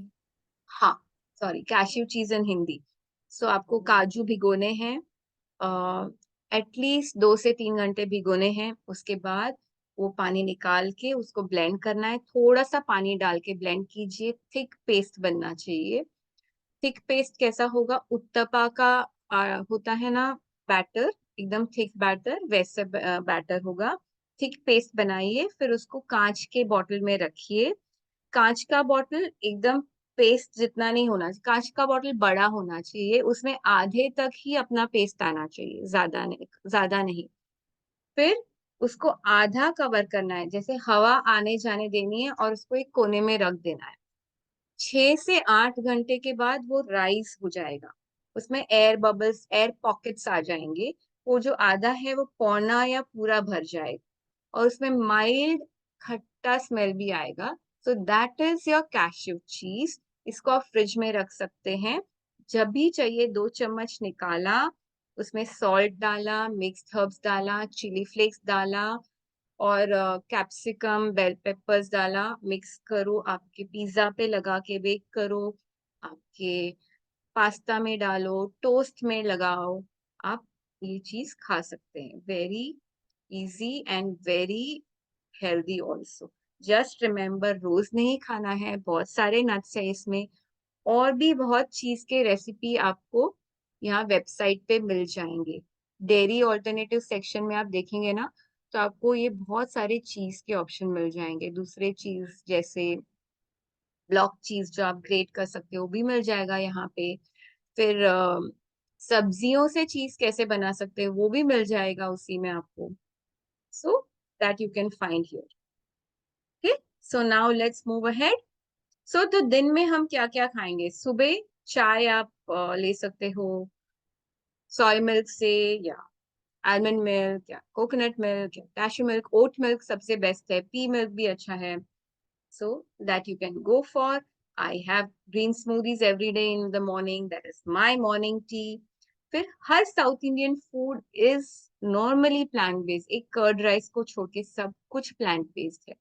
Normally अपना खाना भी plant based है, अगर आप उसमें घी और दही नहीं यूज करते हो तो, एंड वो बहुत इजीली पॉसिबल है। तो ऐसा नहीं है कि आपको बहुत चेंज करना है, माइल्ड थोड़ा ध्यान रखना है, कहाँ दूध नहीं डालना है।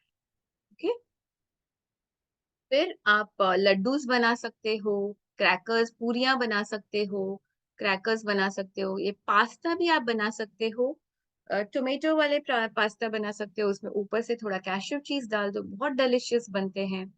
ब्रेड्स भी बना सकते हो, हमारे वेबसाइट पे आप देखेंगे तो काफी ब्रेड्स के रेसिपीज भी हैं और बहुत सिंपल है, क्योंकि बाहर जो ब्रेड्स आते हैं उसमें मिल्क पाउडर डलता है और बहुत कुछ ऐसी चीजें केमिकल्स डलती हैं which are not good for our body. अब मिठाइयाँ, there were questions in the beginning, मिठाइयों में ज्यादा यूज होता है, तो ये काजू कतली है। नॉर्मली काजू कतली शुगर वाली जो बनती है उसमें अंदर घी नहीं डलता है, जब वो बनाते हैं ऊपर से वो लोग थोड़ा सा घी का हाथ मारते हैं। So there are a few stores where you get vegan kaju katli, वो घी नहीं लगाते हैं, बट आप घर पे भी इजीली बना सकते हो। एंड मैं घर पे खजूर के साथ बनाती हूँ, बहुत अच्छी बनती है काजू कतली। ये जो मावा पेड़े हैं वो टोफू से बनाया गया है, टोफू पेड़ा है। जो ये डोनट्स है, इसे खपली व्हीट आटा से बनाया गया है और बिना दूध के, बिना शुगर के बनाया गया है। इसमें ये सिर्फ ऊपर के जो स्टार्स है उसमें थोड़ा शुगर होगा। फिर ये आइसक्रीम जो है वो भी बिना दूध का है, it is made from coconut, coconut milk, coconut मलाई, कोकोनट वाटर, और आप उसमें डेट्स डाल सकते हो, वॉलनट्स डाल सकते हो, चॉकलेट पाउडर डाल सकते हो, जो फ्लेवर बनाना है बना दो, बन जाएगा। Just blend it very well, put it in the fridge for दो घंटे के लिए फ्रिज में डाल दो, फिर से एक बार ब्लेंड करके फ्रीजर में डाल दो, आपका आइसक्रीम बन गया। हलवा भी बन सकता है। हलवा के लिए I just quickly go through it.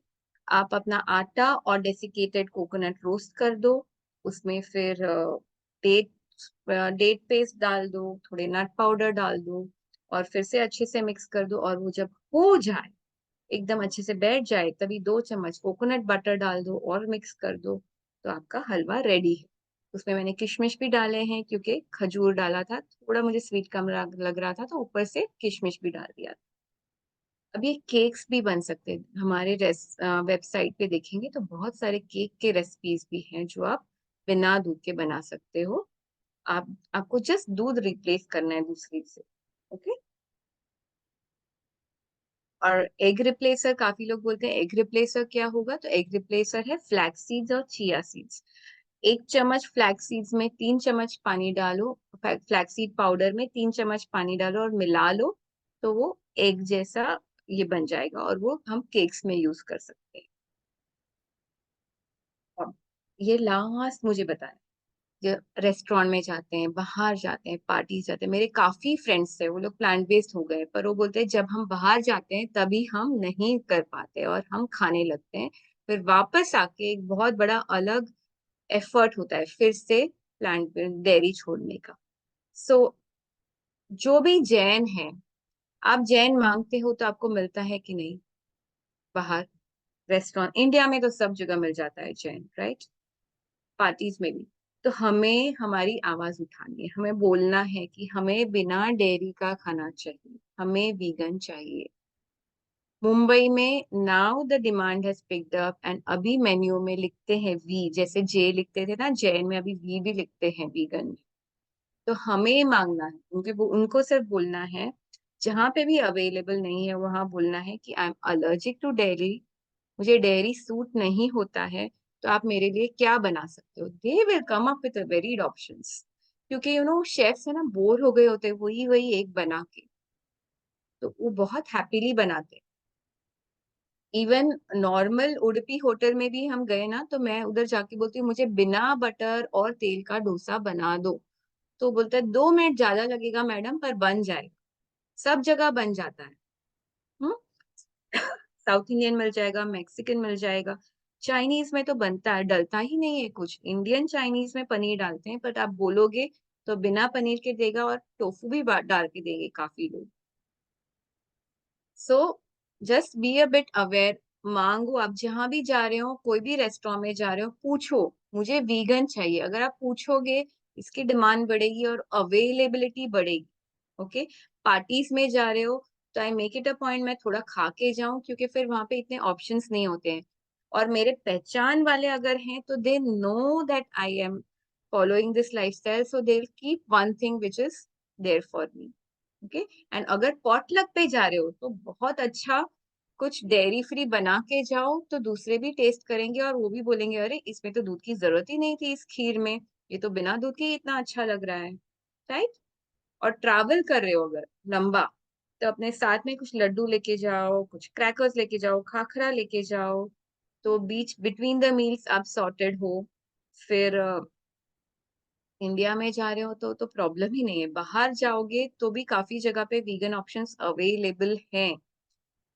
और आप है ना, ये ओट मिल्क, पी मिल्क के पैकेट्स भी लेके जा सकते हो साथ में। अगर आपको चाय पीनी है, just give them that packet and इससे बना दो। मैं एक पैकेट कैरी करती हूँ ओट मिल्क का जनरली। कॉफी कहीं पे कोई बाहर गए, normally I don't have coffee, पर अगर ट्रैवल कर रहे हैं, शाम को कहीं मन किया, तो I just give them this and tell them इससे मुझे कॉफी बना के दो, right. What is more important for me? My health, my purpose, which is environment, animals, violence, right? So my purpose is more important for me, and that is why I am vegan. I am plant-based for my health, for environment, and for animals. And I invite you to at least start with 1 or 2 days a week and then move ahead. Wherever you need support, I'm there to help you. I can support you. You can connect with me and we'll take it from there. The recipes are there. More than 900 recipes are there on our website. Sab bina doodh ke. So you can always follow that. Thank you so much. Excellent. Thank you so much, Komal ji. Yes. Any I know question? we have asked, yeah, हमने questions बीच में भी लिए हैं बहुत सारे, but फिर भी किसी को कोई भी questions रहे तो they can unmute. अभी तो सारे हमने सबको unmute कर दिया है, वैसे I unmute have कर one direct question to me. How to make oat milk at home? So same, you soak the oats. Remember कि आप वो instant oats नहीं ले रहे हो. Instant oats में ज्यादा न्यूट्रिशन नहीं होता है, मैदे जैसा ही होता है. होल रोल्ड ओट्स ले रहे हो, उसको सोक करो और ब्लेंड कर दो। होल रोल्ड ओट्स तो 2 घंटे में सोक हो जाते हैं, और ब्लेंड करना है, दैट्स इट। अगर आप सोक करना भूल गए हैं तो गर्म पानी में सोक करो, 15 मिनट में सोक हो जाएगा, ठीक है। और टोफू के लिए any readymade brands you suggest for? और टोफू के लिए ऑर्गेनिक में मुर्गिन्स एक है, और प्लांट समथिंग, प्लांट कुछ तो है, वो मैं लेती हूँ। This is the first. Yeah, can you share that later? I'll share it with you, yes. Yeah. Okay. Dimple, can you please make a note what all I have to share? Yes, I have. Yeah. Thank you. everybody. आप यदि कोई question Yes. रहे, कोई comment करना चाहते हो तो you can raise your hand and we will call out your name.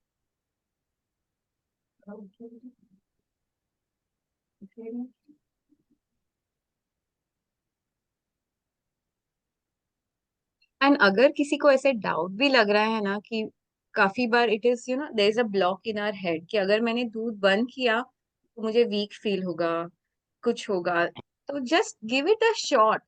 Give yourself 1 week, 1 week दो, कोशिश करो। कुछ नहीं हुआ, चलो और 1 वीक करो, और 1 वीक करो। अगर आप 3 महीने कर रहे हो ना, आपको अपने एनर्जी लेवल्स में कितना फर्क पड़ेगा वो आपका बॉडी ही आपको रिप्लाई करेगा। Hello Can we cook Yes. Niharika?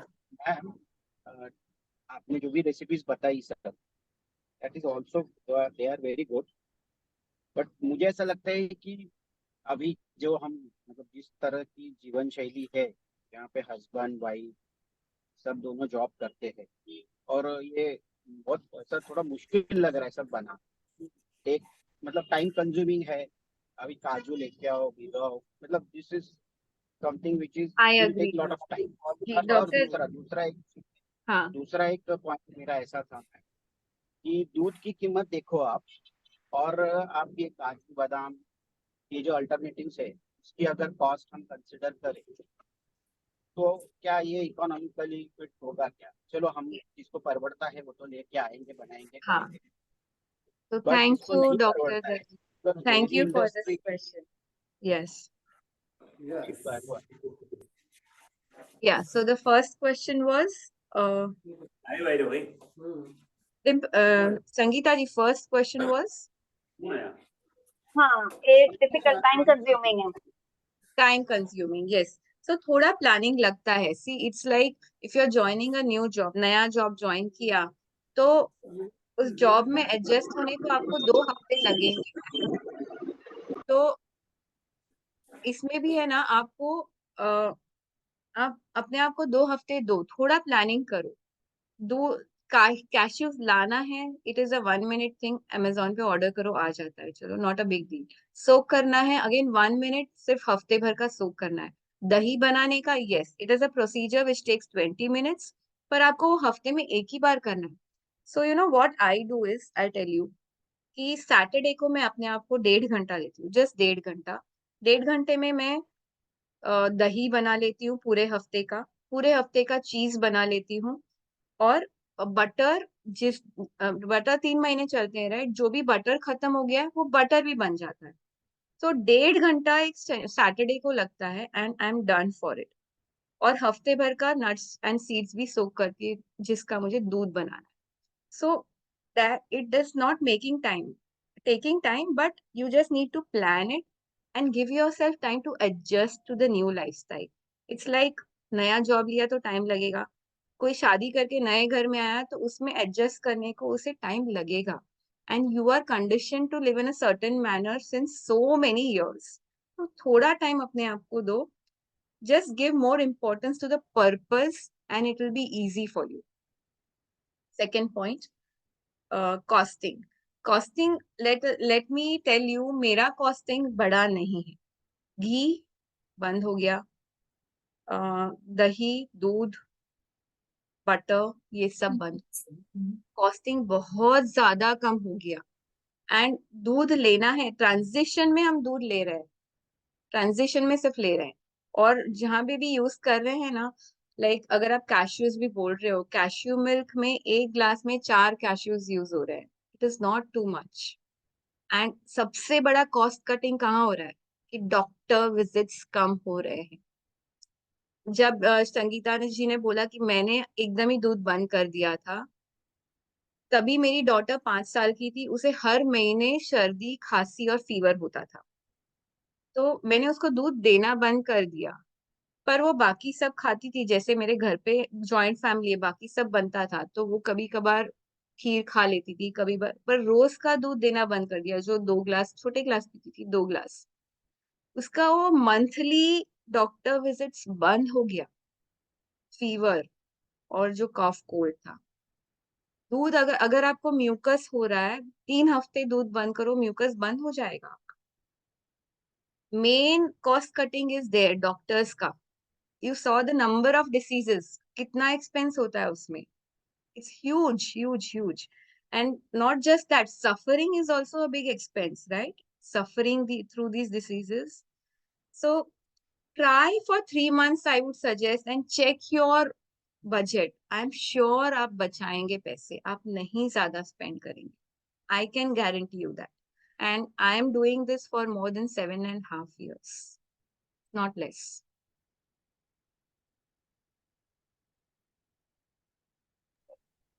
हाँ, there's a question. Chat पे एक question है कि is coconut milk very high in saturated fat? Coconut milk is high in fats, I agree, Jay Shah. And also the fiber is removed. So not every day, नहीं. Once in a while आप coconut milk ले सकते हो, रोज नहीं लेना है. रोज लेने के लिए अगर आपको दूध चाहिए, have oat milk, have soy is also, oat milk है, peas milk है, almond milk अगर घर पे बना रहे हो तो ले सकते हो. any other seed milk. So basically, one of our cancer patients, she cannot have nuts. She's gotten used to seed milk. Or seeds, pumpkin seeds hai, sunflower seeds hai, sesame seeds hai, soak regularly karke she does have it on a regular basis.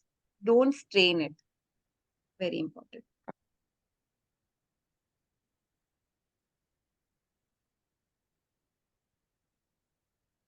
Thank you, Dr. Purva. Any more questions?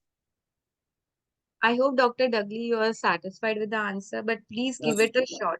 Give yourself some time. Yes. Yeah, I will try. Let me see. Because I have never tried, so I can't comment like this.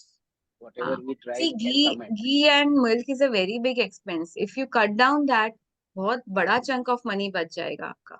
घी हम Butter, लोग ghee. खाते नहीं, बहुत सारे लोग घी खाते नहीं.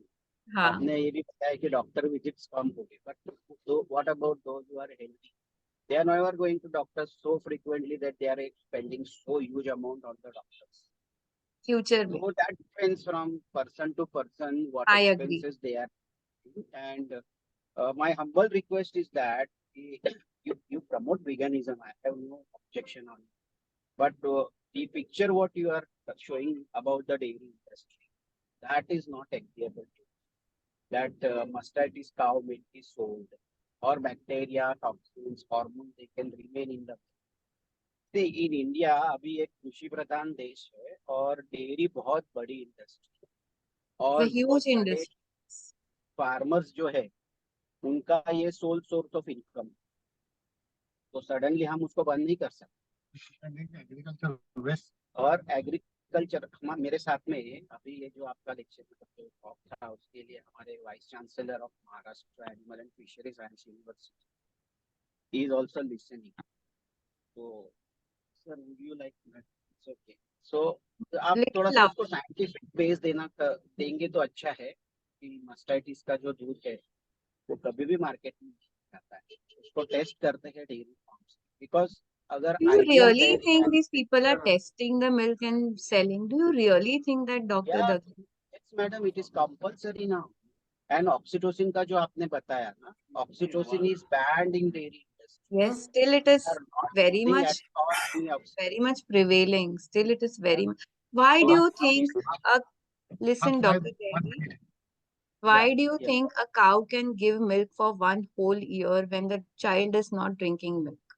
It is just not possible without any external medicine. Madam आपको ब्रीड के बारे में, काऊ की ब्रीड्स के बारे में, अलग अलग जातियों के बारे में अगर मालूम होगी तो उनका जो लैक्टेशन पीरियड है that is 280 to 300 days. Naturally ही गाय 10 महीने तक दूध देती है. नेचुरली अगर आप नहीं निकालेंगे उसका दूध तो उसको मास्टाइटिस, तो उसके आंचल खराब हो जाएगी. ऐसा नहीं कि दूध निकालने से, और दूध हम आज ये मतलब 2-4-5 सालों से पी रहे हैं, ऐसा श्री कृष्ण के टाइम से दूध का important. And how is the cow getting pregnant? Cows are getting pregnant by when it's a natural phenomenon. Sir, but Dr. Nilesh, I mean, we've seen a lot of documentaries as well, whether it is Maa Ka Doodh or whether it is Earthlings. I mean, ये देखिए, one is जो पुराने जमाने में अपने घरों में अपने ग्रैंड पेरेंट्स घर में गाय पाल के वो सब करते थे. I think that milk was okay, it was ethical because they were first giving the calves their share and all of that, right? Today, even my friends, in fact, my friends stay near tabelas and they have also confirmed that it is a fact that, you know, the male calf is made to stand apart and starve. They don't give it even water, forget milk, even water and food is not given because they are Hindu whatever those things. They don't want to kill the male calf because it's a pap, but they're not giving it water and food, so they're allowing it to die naturally. So aren't these practices a truth? See, you know, somewhere I feel, yes, milk may not be 200% bad, but Yes, Yeah. of poison, right? And I have also seen a lot of health benefits by stopping milk. In fact, my today's health reports, doctors have said you're in the pink of health, touch wood. But a lot of it is just by 6 to 8 months of stopping milk, or not even 100%. I would say 95% I've reduced. At times, you still have to take it if you're in somebody's house, or sometimes you love something so much that you still want to grab at least one bite for the sake of it. So even by 95% reduction, it's a huge difference. So, I mean, the first thing is I would say our health, and if our health is benefiting from stopping it, I mean, okay, in terms of income sources, I definitely want to debate it. AI is coming. Are you stopping AI because of artificial intelligence? Thousands and thousands of jobs are going away. Are we doing Yeah, anything to sorry. stop? I would Sorry, yeah. request, let's take this debate offline. I Yes. know it is Yeah, this is it's an important topic, passionate, and we're all Yes. passionate about it. We will debate, and it is required to be debated. I'm not saying no to it, but it's just that we have a lot of people here on the bridge, and we got to respect their time as well. So I think बहुत ही अच्छा session रहा कोमल जी, आपने बहुत सारा जैसा कि last session बहुत सारा नहीं, everyone could you please go on mute? Yeah, sorry. आपने लाइक लास्ट टाइम आपने बहुत ही सारा यूजफुल इंफॉर्मेशन हमारी डे टू डे लाइफ के लिए शेयर किया, जो यस उसके ऊपर जब तक डिबेट नहीं होगा, डिस्कशन नहीं होगा, हम किसी भी चीज को समझेंगे नहीं। तो जैसा आपने भी बताया था कोमल जी की पूछो मुझे क्वेश्चंस पूछो, तब मुझे yes, पता it is चलेगा। important to debate also, because that's when things will be more clear. That's when truth will be out. It's Exactly. important. I'm with you all 100% on this. There cannot be any debate about it. But yes, at the same time, coming back to you, thank you so much for compiling this useful information. I think आपने जो cover किया from the beginning कि हमें क्या क्या issues हो रहे हैं, हम मिलके साथ में क्या क्या ले रहे हैं, antibiotics से लेके stress तक, plus उसके क्या impact हैं, from for ethical reasons, for environmental reasons, for health reasons, and then going into alternatives, right? There are बहुत अच्छी तरह से आपने बहुत सारे alternatives for different areas, दूध से, दही से, पनीर से लेके मिठाई तक, या हमारा day to day खाना, बहुत सारी चीजें एक कम समय में cover की, and you gave us a little more extra time also. We were supposed to close by 12:30.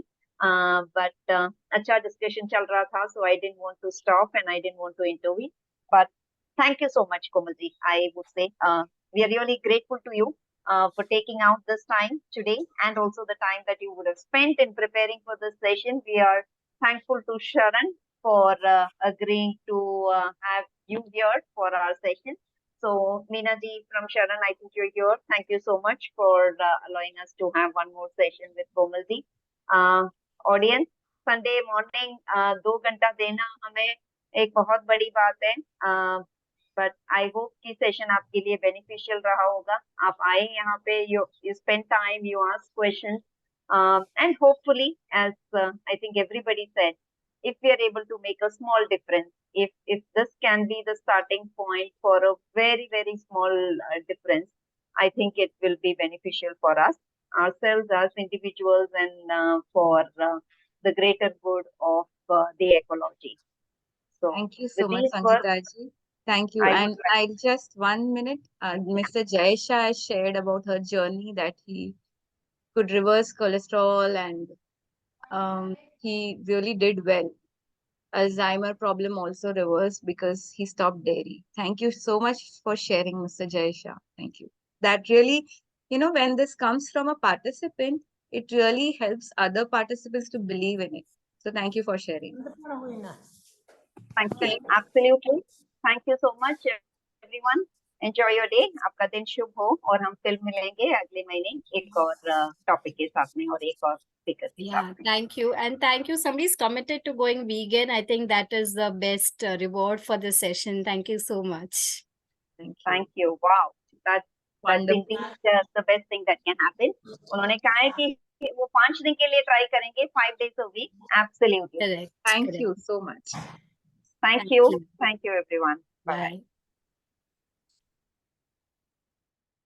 Bye.